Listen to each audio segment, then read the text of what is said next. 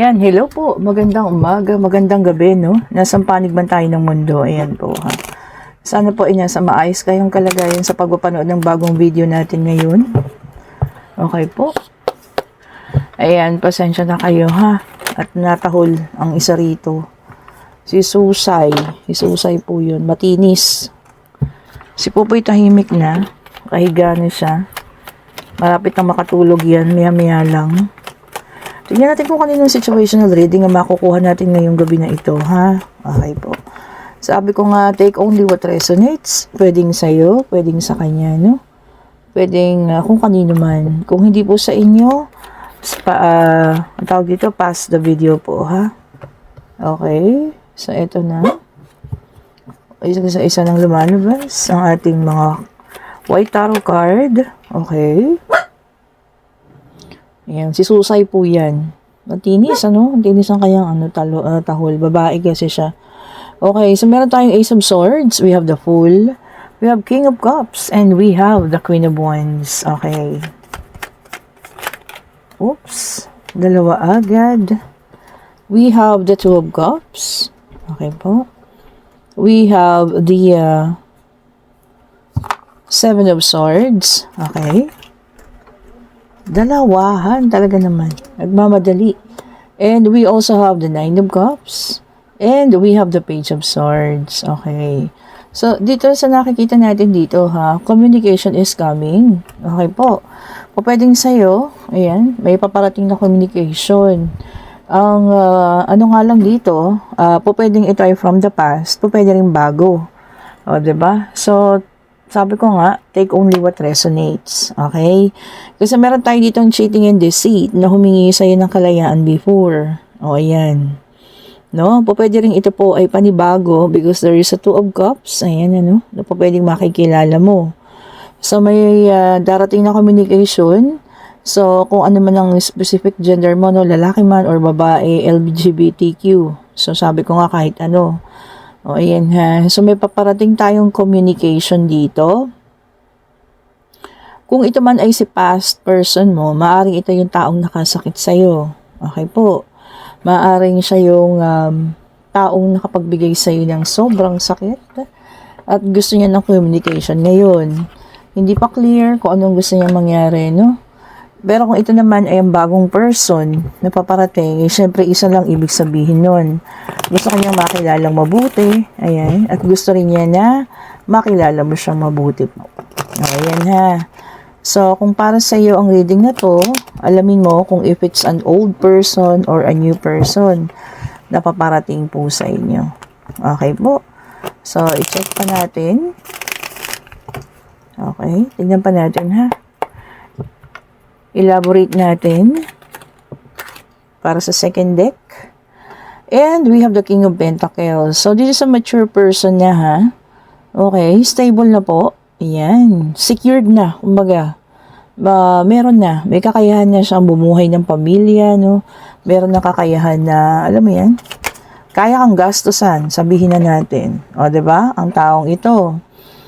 And we also have the Hierophant. O, para sa iba, no? Pwedeng ang taong ito ay dati nilang asawa. O, yan. Kasi the Hierophant signifies kasal. So, maaaring ito po ay mga asawa ninyong umalis. O, ayan ha. O, kung sino man na makaka-resonate dyan. So, depende po ha. Sabi ko nga, pwede itong bagong tao. Pwede rin ito ay ex ninyo. So, depende po ha. And we have the Fool. Ayan na nga, no? Siya yun, yung humingi ng freedom before. Pwedeng bata rin ito, no? Bata, hindi naman bata. Ibig sabihin mas bata sa'yo. Ganun, ano? Ayan ha. Pwedeng siya po ay mas bata sa inyo, kung sino man ha. And we have the Judgment here. Oh. Ito rin, maaaring siya po ay parang nagising, na ganyan, ano. Kung ito man ay nalagyan ng spell or kung ano man, ang taong ito po ay nagising na. So, kayo po ay kanyang gusto nang makausap, no? So, kaya merong komunikasyon. Oh. Diba? Sabi ko naman sa inyo pag natanggal yung mga spell na yan, kayo at kayo pa rin ang hahanapin. And we have the Eight of Wands. Ang taong ito po ay medyo malayo. Manggagaling sa malayo, no? Kasi magti-travel siya para makita ka. So, kung sino man, ang person na ito, medyo malayo siya, ha? And, pwedeng abroad, pwedeng Pilipinas lang, ha? So, depende po. Pwede rin Metro Manila lang, pero may pag-travel pa rin. And we have the Ten of Cups. Ayan, ano. Sabi niya rito, no, gusto niya ng long-term relationship.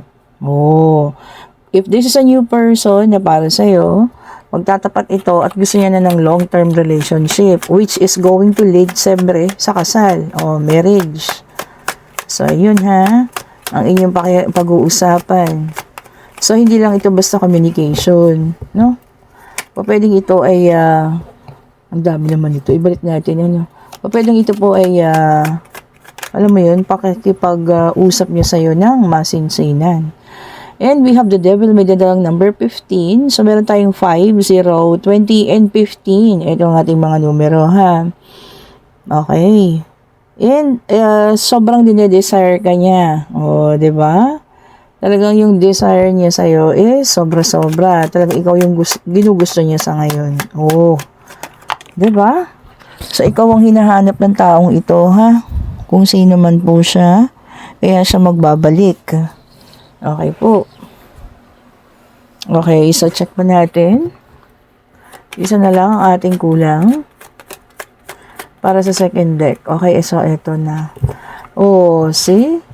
Gusto niya ng pagbabago din sa sarili niya, sa buhay niya. Kaya ikaw ang pinili niya. Kasi nakikita niya na mas matatahimik, mas kalmado, mas magiging maayos kung ikaw po ang kasama niya. Oh, see? Kaya gusto niya po ng communication, ha? If ever kung sino man ang taong ito, marami siyang gusto po na ikaw ang kanyang kasama. Okay po. So, if ever na maramdaman mo, no, somebody is talagang magpaparamdam, magpapakilig, magpapakita ng ano sa inyo, ibig sabihin po niya, seryoso na. Okay? And this is our third card, third deck of cards. And we have the Earth sign. This is a Queen of Pentacles. Ayan. Ito para sa iba naman, ha? Okay. Sabi niya rito, no, maternal instinct. O, bilang isang magulang, no? Pwedeng ama, ina ng tahanan. Meron kayong isang naiisip na maaaring may katotohanan. O, pwedeng ito ay tungkol sa inyong anak. So, pwedeng kausapin ng mga anak, ha, tungkol dito po. O, diba? Huwag nang palakihin. Or kung may problema, para matulungan nyo rin. O, ha? Mga earth sign, okay po. And we have the magician, air sign, okay. Sabi niya rito, no, kailangan natin ng self-confidence. O, ibangon ang self-confidence. Baka may pangyayari na medyo, alam niyo yan, nawalan tayo ng self-confidence. O, diba? So, kailangan natin yan. Siyempre, kailangan may tiwala rin tayo sa sarili natin. At kailangan malakas ang loob. O, hindi ba? Para magawa po natin yung mga bagay-bagay na dapat at gusto natin gawin. And we have the Three of Wands, a fire sign, Aries, Leo, and Sagittarius. You are preparing on something. Meron ka na pinaghahandaan. Pwedeng ito ay examen, pag-alis.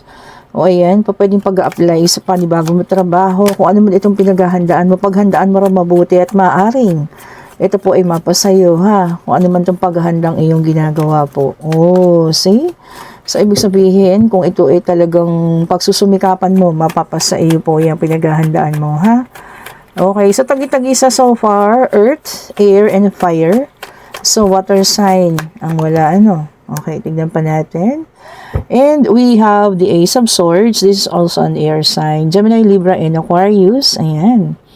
Sabi niya dito, success and breakthrough. O, yung iba sa inyo, talagang magkakaroon ng, breakthrough or magandang opportunity. O, diba? O, pwedeng ito ay through financial. O, pwede rin ito ay sa magandang trabaho. O, pwede rin ito ay sa magandang lugar kung saan kayo po ay magiging mas maayos ang inyong paninirahan. O, diba? O, kung ano man yan. O, basta maayos po at wala kayong magiging problema, go nyo lang. O, diba?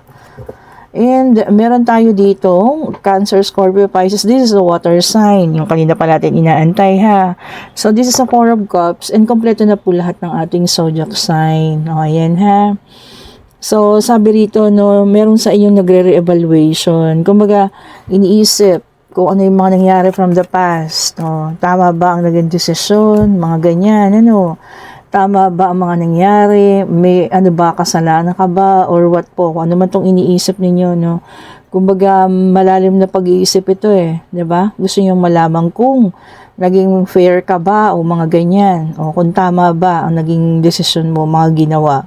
Okay po. So, yun lang. So, kung may pagkakamali, di ba? I-accept and patawarin ng sarili, ha? Kung nagkamali sa ibang tao, pwede namang humingi ng tawad. O, di ba? And we have the star. This is also an air sign. Gemini, Libra, and Aquarius. Ayan.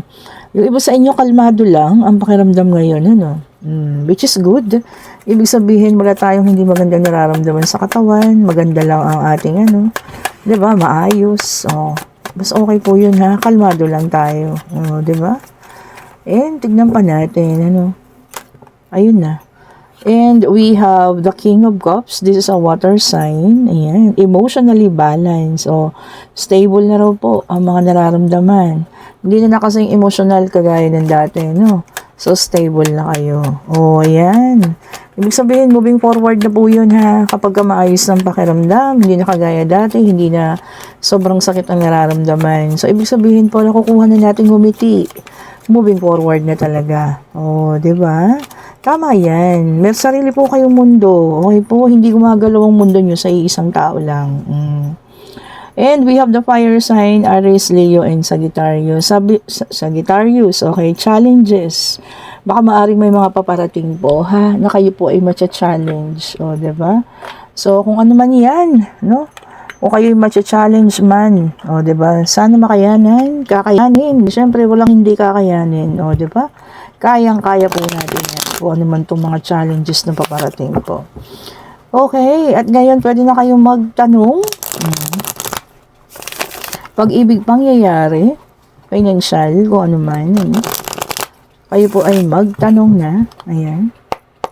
Divine Universe, ibigay mo po ang kasagutan sa kanilang mga katanungan. Isa lang po. Ibigay mo po ang kasagutan sa kanilang mga katanungan. Isa lang po. Ayun na. O, talagang nag-flip. And, yes po ang sagot kung ano man ang inyong itinanong. And this is a Queen of Pentacles, ano? Sabi niya rito, no? So, may iba sa inyo may makakilalang matured man kanina, no? Ito naman, matured woman. Oh, yan, ha? So, maaaring yan po ay makikilala ninyo kung single man kayo, no? So, depende, no? Sa gender specification nyo, lalaki, babae. Ayan, ha? Kasi nyo naman na makakilala sa ganitong klase ng tao, ibig sabihin nito, no?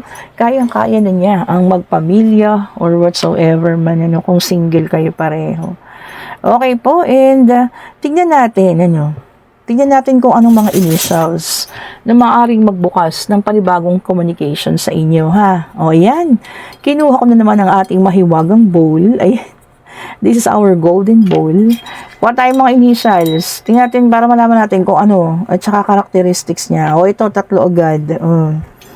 Okay, so ito, may letter Y sa pangalan. Okay, so ayan po ang una niyang initials. May letter O. O, ayan po, ha. Pwede na sa apelyido na, sa pangalan, sa middle name o kung saan man, ha. May letter Q. O, ayan po. So, yan yung meron siyang mga initials, ha. If this is a new person, edi go. Kung dati naman, depende sa inyo po, no? Kung inyong gugustuhin siya or kung ano man. And kuha tayo ng dalawang characteristics niya, no? Tingnan natin. Uy, mahal ka. Ay, natural. O, diba? Hindi po yan magpupursige kung hindi kayo minamahal. Ay, minahal mo. So, pwedeng ex po, ha. Sabi ko nga po, pwedeng bagong tao. So, depende po, ha. Take only what resonates, sabi ko nga. And kung nagugustuhan yung ating reading, pa-like, pa-share, pa-subscribe, and hit the notification bell para lagi kayong updated sa mga bagong videos na nire-release natin.